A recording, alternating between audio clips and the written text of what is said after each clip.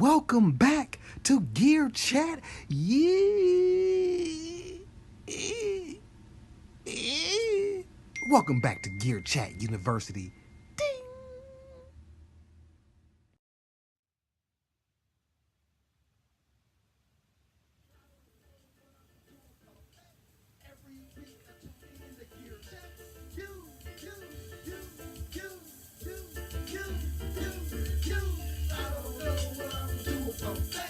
Every week I tune in to Gear Check.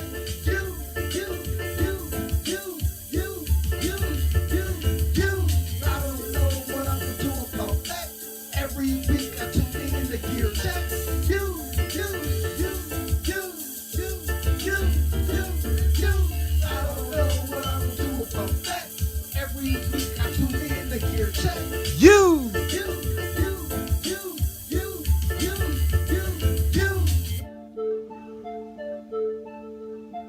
Welcome to John G TV. Oh,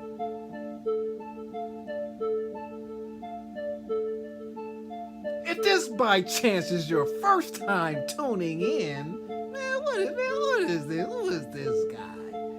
It is I, John G. And you have landed on John G TV. And this particular program is called Gear Chat U. Welcome to Gear Chat University. It is I, John G, the El Capitan, the professor of Gear Chat. Let's talk about it. Namm is over, man. Namm is over. Oh, I can breathe. Waiting to exhale. I have exhaled. In fact, I'm gasping for air. It's so much stuff out here. I don't got no money. All this stuff, I ain't got no money to get it. So, post Namm. Ain't that post Namm? Pre is before, post is after? Something like that. Y'all know what I'm talking about. Namm is over. Yeah, man. So, what is it? What is it? What you want to talk about, John G? I should have went live today because I really want to know what y'all feel about Namm this year. Like I said, I thought it was dope. I thought it was just enough. Just enough. I don't want too much, right? All at one time. I had some notes and I left it at work. I'm kind of pissed because so I can, keep myself tight to the nib. I just made that up. Tight to the nib. The first thing that I wanted to speak on was actually, my photographic memory. Rolling.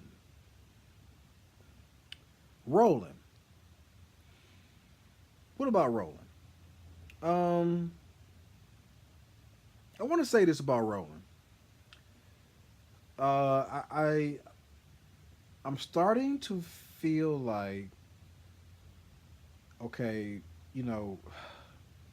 rolling is like, in my mind or my eyes, rolling is that company that everybody else is trying to be like, right? They're the ones that kind of set such a precedence in gear. And for me, they've been just number one for just so long. And then it's like they went through a period where, like, man, it's just kind of like, man, it's kind of spotty. But at this point, today, 2019, I pose a question. Is Roland basically responsible for having the most slept on gear? Here's what I mean. System 8, System Plug Out 8. It's not new, right? It's been around for some years now. And what I do is I like to look and see how people talk about things or whatever. And it seems to be like that synth, the people that know about it, and even with the JDXA, people that have it seem to talk about it with a certain, they talk about it with a high reverence. They talk about it highly. but there's just not a lot of talk about it. So it kind of puts you in a point where, well, is it really that good, or are these just rolling super fans who are just big up in it when it really ain't that good? So I don't know, like and the reason why I say this is because I was checking out Sonic Talk, and the guy was talking about the System 8, and again I'm just listening to how he talked about it, and I'm like, all right.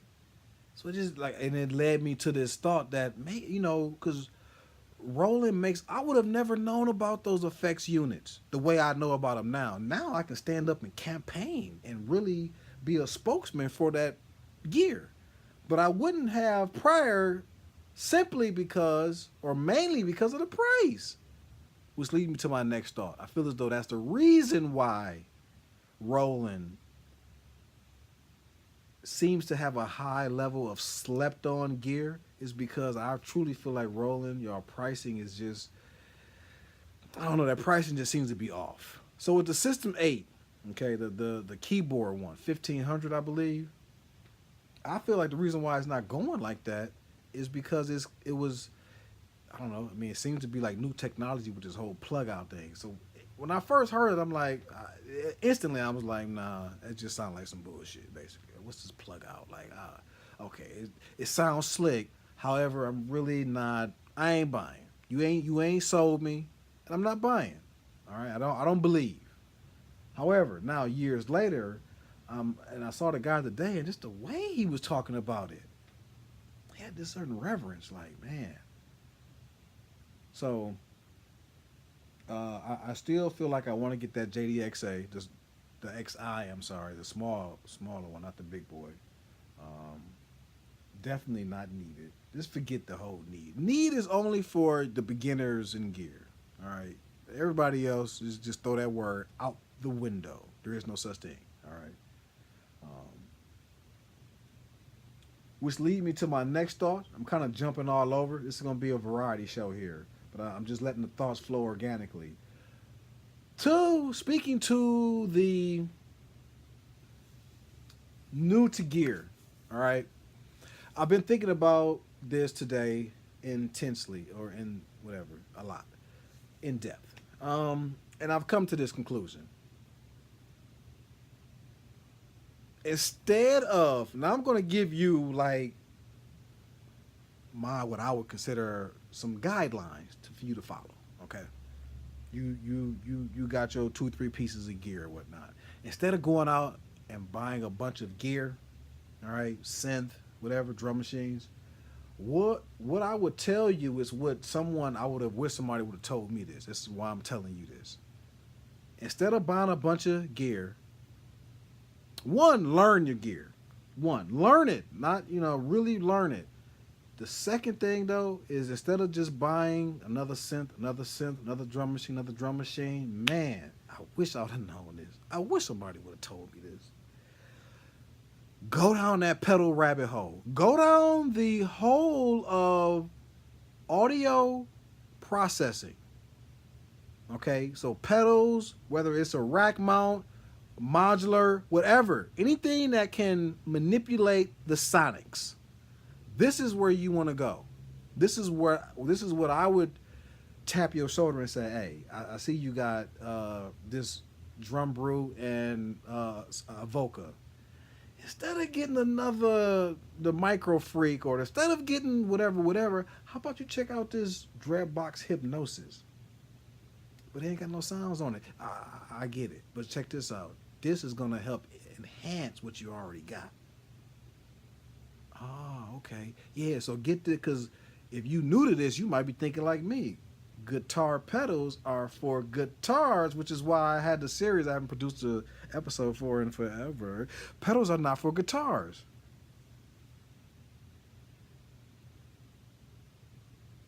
More thoroughly, pedals are not just for guitars. Okay? So, this is what I would tell you.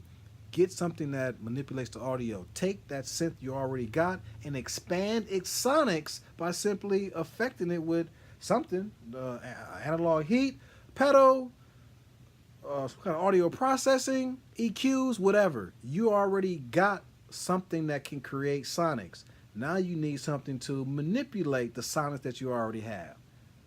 I didn't learn this. I didn't even learn about effects, let alone effects pedals, until years into beat making. I just never even understood the concept of effects. It just didn't make. I mean, I don't know. I mean, it's just one of those things where it's like I just didn't get it. Like I just wanted to use the sounds that came with it, and this is how it's supposed to sound, quote unquote. This is how it's supposed to sound. That was the mental box I was in. Never thought, well, how about I do this and do none of that.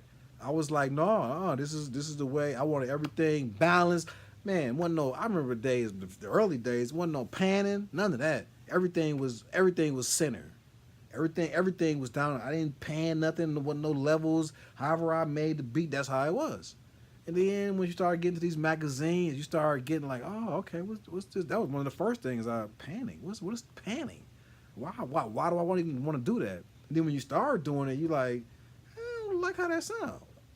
I kind of like how everything sounds in the middle. I don't like this panning.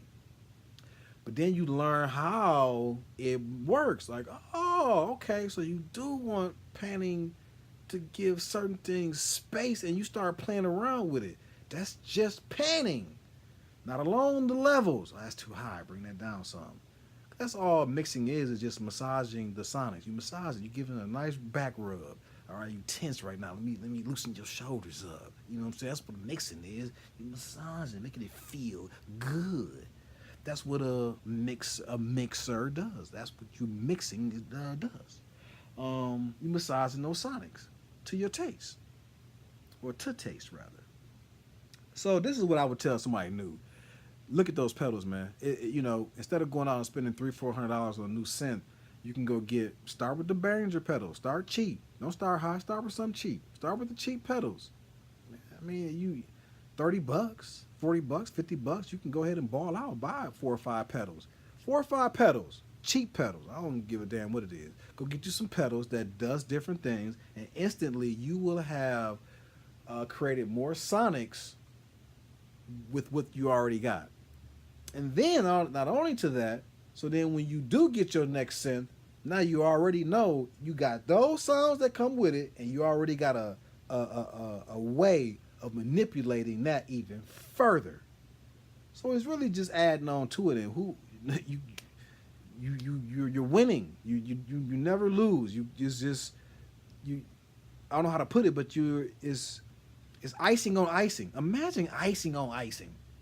It's so sweet. Like one bite, I don't even want two. Please, I'll just have a spoon. I'll just have a taste. Icing on icing. That's what effects are.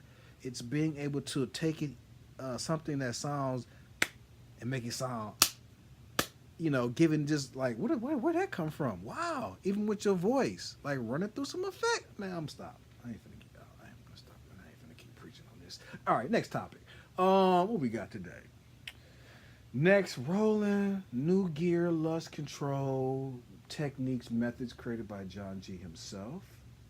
And what else did I want to talk about? Oh, what was your favorite gear of Namm? What was your favorite gear of Namm? Here's what I'm talking about. I want to speak on what I talked about last week further. I'm really feeling like that teenage engineering modular system. Like if I were to produce a gear class, that would be a piece I would definitely have to teach. I think the teenage engineering modular 400, IK Media, whatever it's called, Uno, perfect for teaching synth. Teenage engineering, perfect for teaching modular. Then from there you could, easily go to like a micro brute, small semi pass bay. Then I would move up to like an intermediate level. You could start going with your Mother 32s with the bigger patch bays and the Dreadbox Erebus, And then full blown high end would be that modular. All right, now we finna just crack it all open. Make noise and all of that. But I'm saying like that teenage engineering would be such a great piece to teach on. IK Media Uno, that layout, that grid layout. I believe that's a perfect piece to teach synthesis. So, um, yeah, I really like those pieces. Other than that, I'm really psyched about this hypnosis. Oh my god! Like, I'm lusting over everything. Core probably took the show. They had the most. Like that Core came with it. Core came with it. Arturia came with it. Um, what about I ain't talk about this. I don't think the Strymon Volante. Nice, nice. I wouldn't get it over the hypnosis, but I would want it though. Even Tide Rose, I mean, I was kind of, I wasn't as excited about that one. I mean, it sounds good, but I feel like is like I don't know if it's really offering anything new to me. Which is why that hypnosis with the presets, all that, yeah, that right there, that's a definite. That's a definite. The hip, I can't. I'm just waiting for it to come so I can hop in line. That's a definite. The hypnosis is a definite. There's no doubt about that. I love that piece. I can't wait to get it. At least I'm loving the thought of having it. I'll know exactly how I feel once I get it. But yeah, so other than that, the Micro Freak, just the keyboard alone. Um, I'm really hoping Arturia isn't, because initially they had experimental or experiment after the phrase. And I don't see that marketing on Sweetwater's site and other sites, so I don't know if they've ditched the experimenting part, but I'm hoping that's what it is. It's an experiment, something new, not a replacement for the Micro Brute 2S that I've been talking about since the Mini Brute 2S. So I'm just saying, like, only makes sense to me. I want it. I hope they make it. If someone knows Arturia, please let them know this is what John G says. What else did I have on my mind? That's probably about it.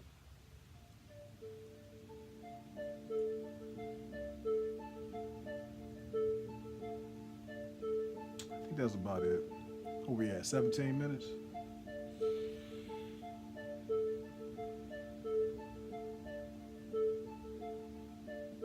Strymon, Strymon, Volante, Dreadbox, Hypnosis, Micro Freak, Minilog XD, the Vocas.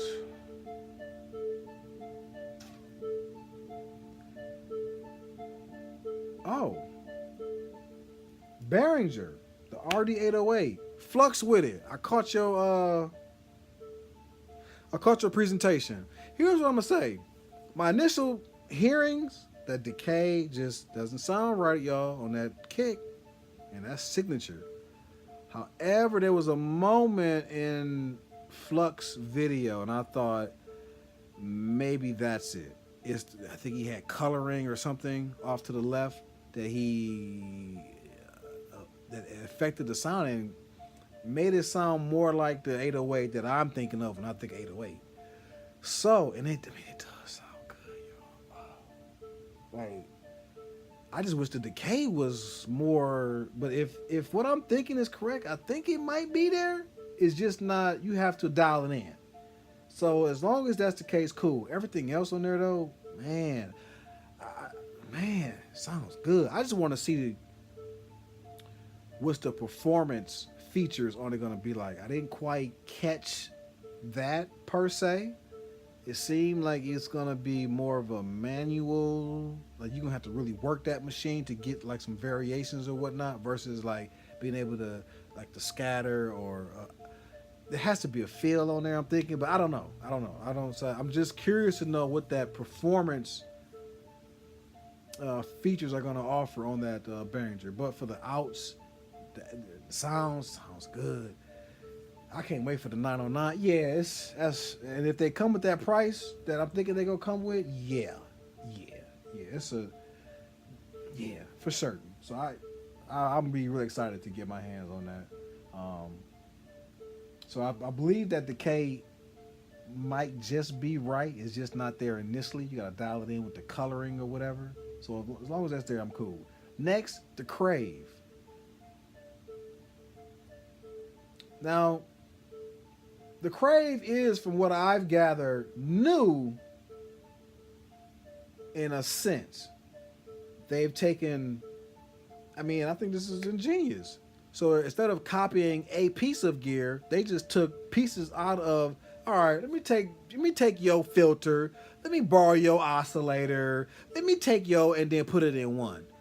And that's what they did, I guess. They took, I don't know who, don't quote me. I don't know exactly who, y'all know.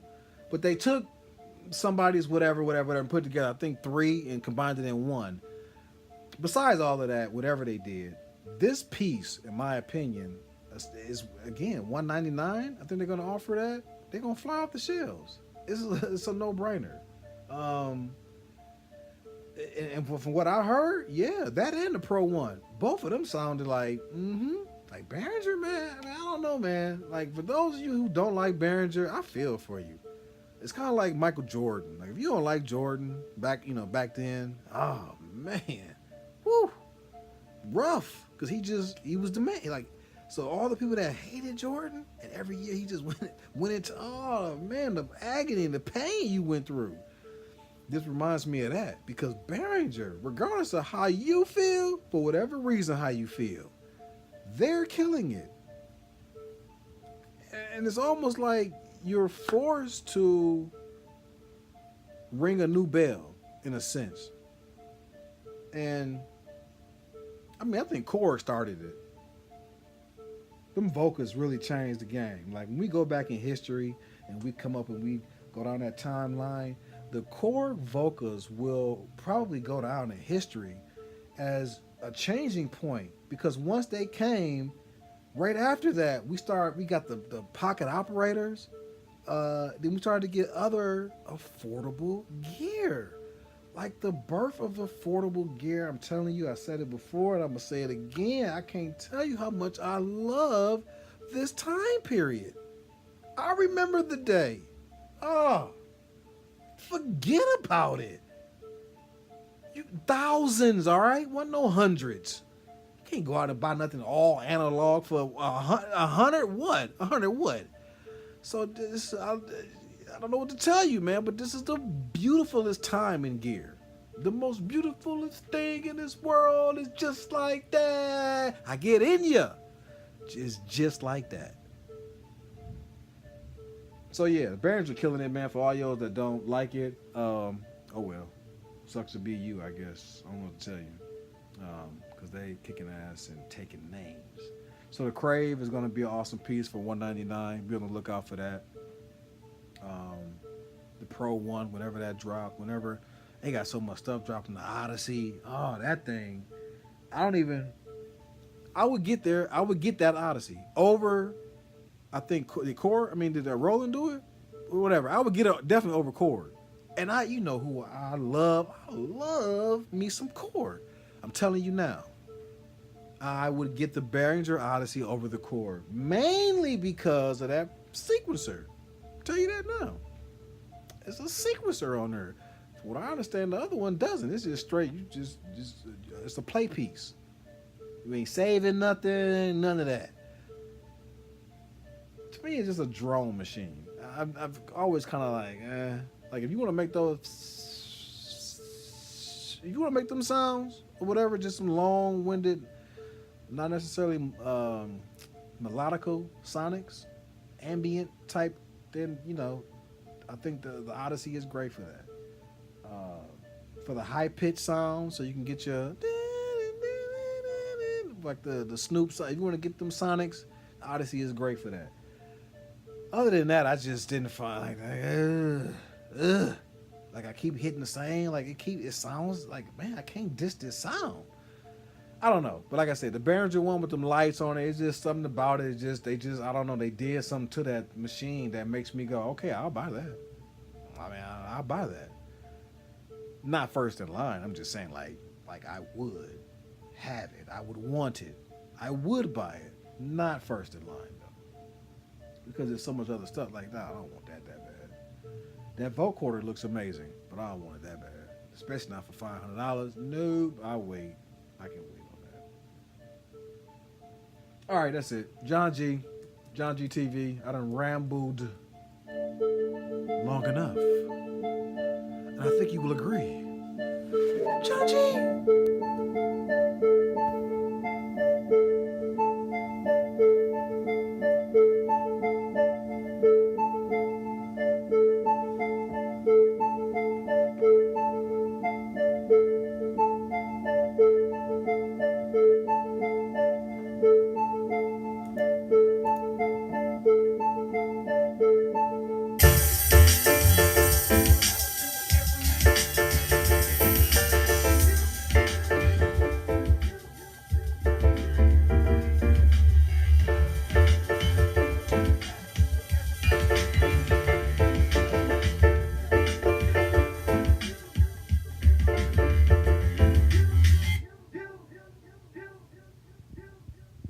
John G. John G TV. Yeah.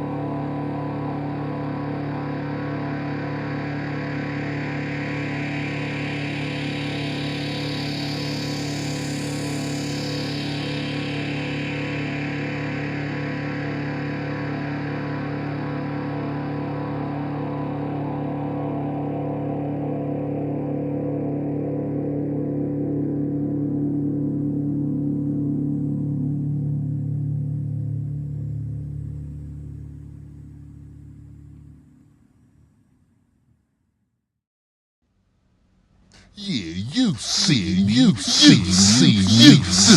John